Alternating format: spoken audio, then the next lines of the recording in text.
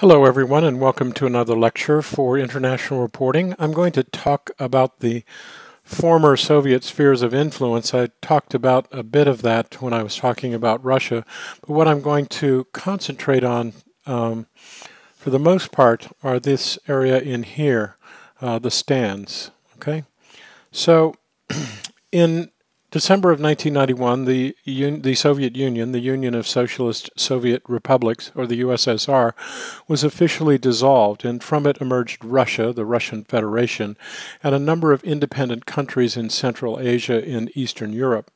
In Central Asia, there are 8 new or newly independent countries that emerged: Kazakhstan, Uzbekistan, Kyrgyzstan, Turkmenistan, Tajikistan, Georgia, Armenia, and Azerbaijan. In Eastern Europe, the 6 new or restored countries are Estonia, Latvia, Lithuania, Belarus, Ukraine, and Moldova. The Eastern European countries freed from Soviet domination that were not part of the USSR are Poland, East Germany, Czechoslovakia. East Germany merged with West Germany and became Germany.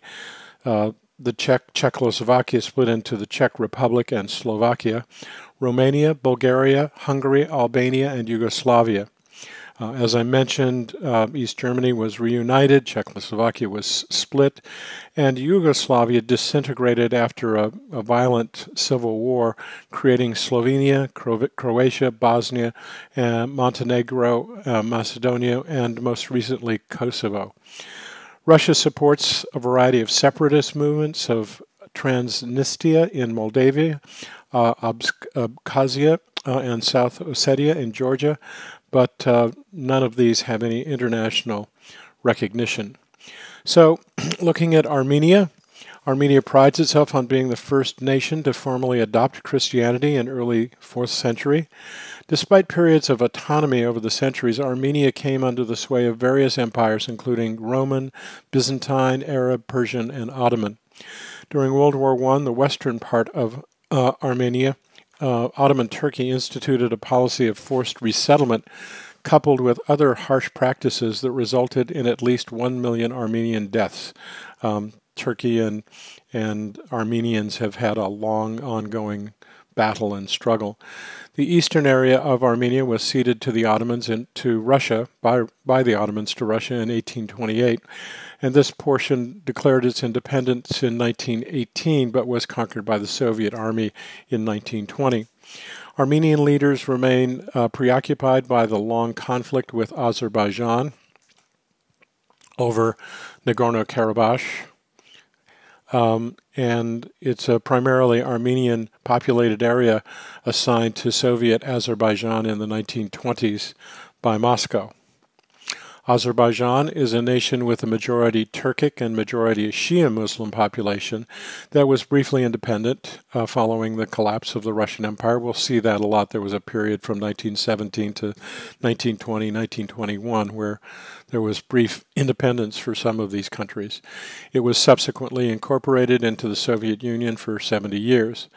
Corruption in the country is ubiquitous, and the government, which eliminated presidential term limits, has been accused of authoritarianism.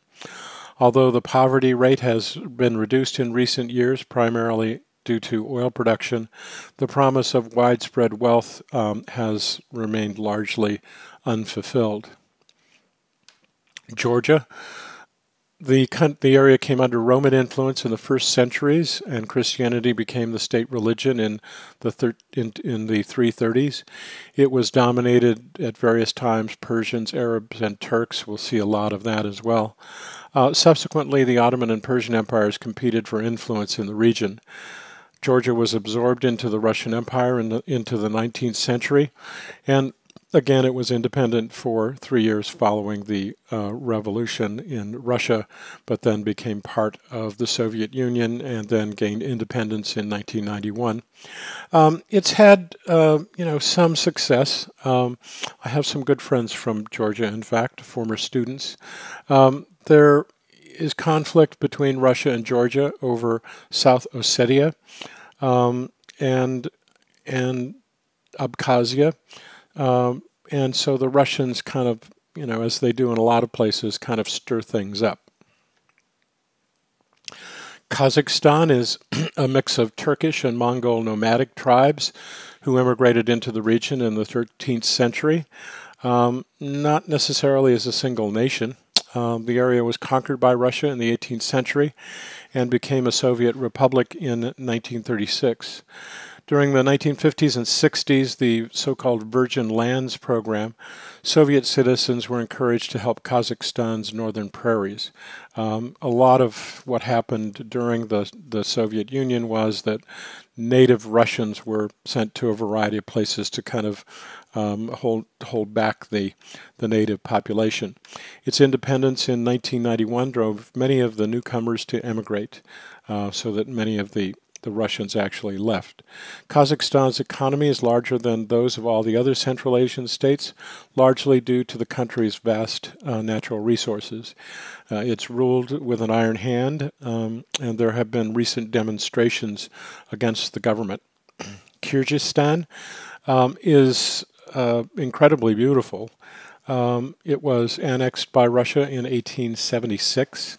The natives staged a major revolt against the Tsarist Empire just before it fell, and Kyrgyzstan became a Soviet republic in 1936 and finally achieved independence in 1991 when the USSR dissolved. There were nationwide demonstrations in 2005, which resulted in the ouster of the longtime president. But there are continuing concerns that include corruption, inter-ethnic problems, and terrorism. Tajikistan. The Tajik people came under Russian rule in the 1860s and 70s. The Bolshevik control of the area was fiercely contested and not reestablished until 1925. Tajikistan became independent in 1991 and experienced a civil war between regional factions from 1992 to 1997. You can see that it borders China here, and some of the problems there have been the Uyghurs, the ethnic Muslim minority in China is right along here, and Kyrgyzstan and Tajikistan have had problems with China. The country remains the poorest in the former Soviet sphere. Turkmenistan is a territory that has been at the crossroads of civilization for centuries. The area was ruled by the Persians, was conquered by Alexander the Great, Muslim creators, the Mongols, the Turks, and eventually the Russians. Turkmenistan later figured prominently in the anti-Bolshevik movement in Central Asia.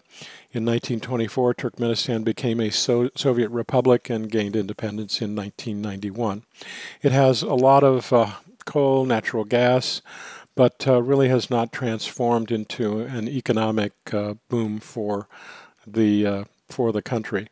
It's trying to expand its gas export routes, and there have been pipelines that have gone to China and to northern Iran, so that it's gaining some stability, but isn't quite there yet.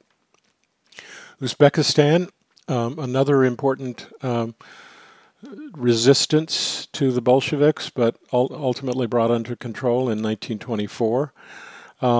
Under the Soviet era, there was intensive production of cotton and grain, and there was great overuse of agrochemicals and depletion of water sources, which left the land degraded and certain rivers actually dry.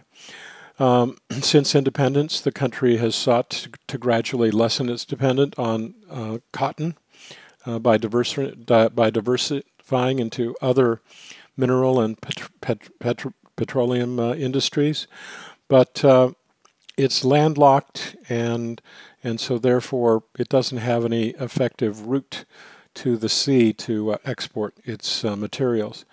Current concerns include terrorism by Islamic militants, economic stagnation, and the curtailment of human rights and democracy. So that's a look at the former Soviet sphere of influence, emphasizing some of the Asian republics. So that's it for now. We'll see you online. Thanks very much.